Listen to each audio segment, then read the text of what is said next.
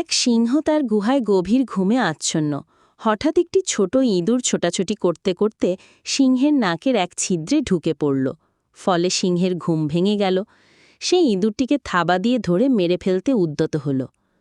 ইঁদুরটি অত্যন্ত বিনয়ের সুরে বলল, দয়া করে আমাকে মেরে ফেলবেন না, সময়ে আমিও আপনার উপকারে আসতে পারি।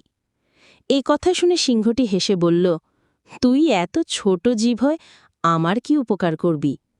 যাক, সিংহটি তাকে ছেড়ে দিল। এর কিছুদিন পরের ঘটনা। সিংহটি একটি দড়ির শক্ত ফাঁদে আটকে গেল। ফাঁদে পড়ে সিংহটি ভীষণ গর্জন করতে লাগল। গর্জন শুনে ইঁদুরটি দৌড়ে সেখানে গেল। সিংহের বিপদ দেখে সে তার কানের কাছে গিয়ে তাকে গর্জন করতে নিষেধ করল, কারণ যারা ফাঁদ পেতে রেখেছে তারা গর্জন শুনে ছুটে আসতে পারে। ইঁদুরটি এবার তার কাজ শুরু করল।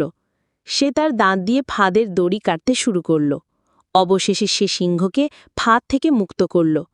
মুক্তি পেয়ে সিংহটি ইঁদুরকে ধন্যবাদ দিল এবং সেই সঙ্গে বলল, তোকে আমি অবজ্ঞা করেছিলাম, কিন্তু বুঝলাম কাউকে অবজ্ঞা করতে নেই। বিপদে যে কেউ অপকারে আসতে পারে। শিক্ষা: ছোট বলে কাউকে অবজ্ঞা করতে নেই, বিপদে যে কেউ উপকারে আসতে পারে।